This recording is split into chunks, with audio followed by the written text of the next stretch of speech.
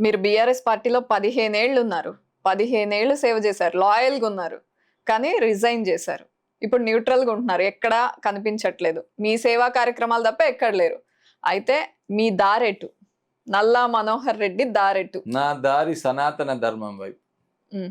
సనాతన ఈ ధర్మం ఒక్క మాటతో ప్రజలు పెద్దపల్లి నియోజకవర్గంలో ఉన్న ప్రజలు కూడా అర్థం చేసుకుంటారు. అర్థం చేసుకుంటారు కాకుండా నేనేం చెప్తానంటే తప్పకుండా రాజకీయాలలో ఉన్నప్పుడు ఒక పార్టీ బేస్ అనేది అవసరం. నేను నమ్ముకొని దాదాపుగా లాయల్‌గా ఉండి ఇన్ని రోజులు సేవ చేస్తే నాకొచ్చిన గుర్తింపు ఓన్లీ మనోహర్ రెడ్డి మంచి వ్యక్తి. హ్మ్.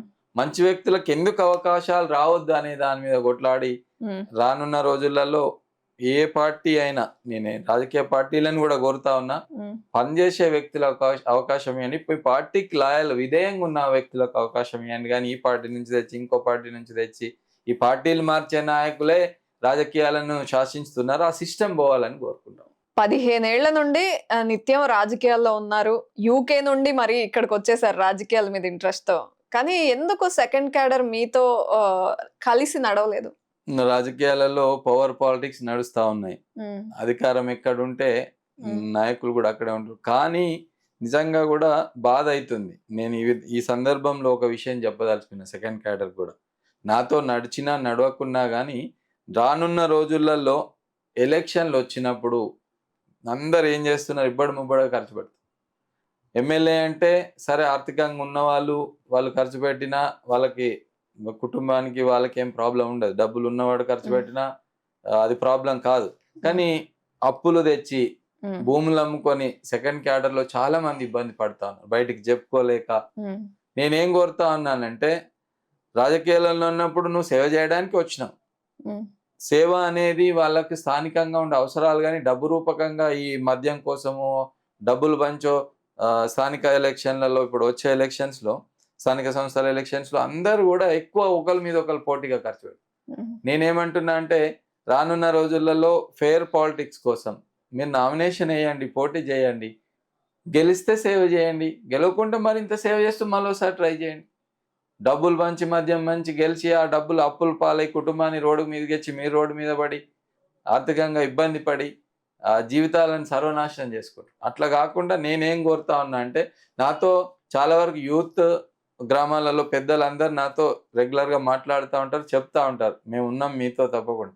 ఈ సెకండ్ క్యాడర్ విషయంకి వచ్చే వరకు అధికారం ఉన్న దగ్గర సర్పంచ్‌లే గాని, ఎంపీటీసీలే గాని, జెడ్పీటీసీలే గాని అధికారం ఉన్న దగ్గర వాళ్ళకు రోడ్సే గాని, స్థానికంగా వచ్చే ఫండ్స్ ఉంటాయి గదా! ఆ ఫండ్స్ విషయంలో కొద్దిగా లీడర్ మళ్ళీ నాతో మాట్లాడితే వాళ్ళని బెదిరియడం. హ్మ్.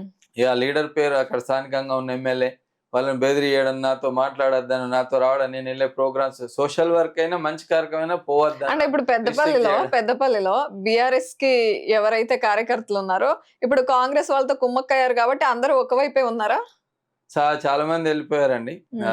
నాకు తెలిసినంత వరకు అది ఇంటర్నల్‌గా నడిచిన వ్యవస్థ గనుక, ఇటు ఉన్నా గాని పేరుకు టీఆర్ఎస్‌లో ఉన్నా ఆయనకు సపోర్ట్ చేశారు. హ్మ్. కనుక చాలా మంది అంటే కొద్దిమంది నిజమైన కార్యకర్తలున్నారు. హ్మ్. పార్టీ కోసం ఇప్పటికి గూడా కష్టపడే వాళ్ళున్నారు. హ్మ్. నేను అట్లనట్లే వాళ్ళెక్కడున్నా గాని వారు బాగుండాలని కోరుకుంటా ఉన్నా. హ్మ్. సెకండ్ క్యారీ పోటీ పడి ఖర్చు పెట్టడం, హ్మ్. హ్మ్. అనవసరమైన ఎక్స్‌పెండిచర్ పెట్టి కుటుంబాలను రోడ్డు మీదకి పిల్లల చదువు, పిల్లల భవిష్యత్తు హ్మ్. భార్య పిల్లలు ఉన్నప్పుడు వాళ్ళని బాగా చూసుకునే బాధ్యత కూడా భర్తగా తనకుంటది గనుక, హ్మ్. ఈ వ్యవస్థలో అందరు ఇబ్బంది పడతా ఉన్నారు.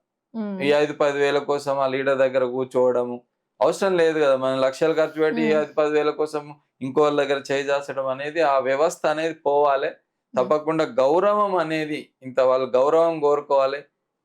రెస్పెక్ట్ అనేది ఇంపార్టెంట్ గనుక సెల్ఫ్ రెస్పెక్ట్ కోసమే పని చేయాలనేది రానున్న రోజులలో నా దగ్గర ఎవరు పని చేసినా తప్పకుండా నేను అదే కోరుతా ఉన్నా. మా ఫౌండేషన్ ద్వారా ఒక కార్యక్రమం ఏర్పాటు చేస్తా ఉన్నాం.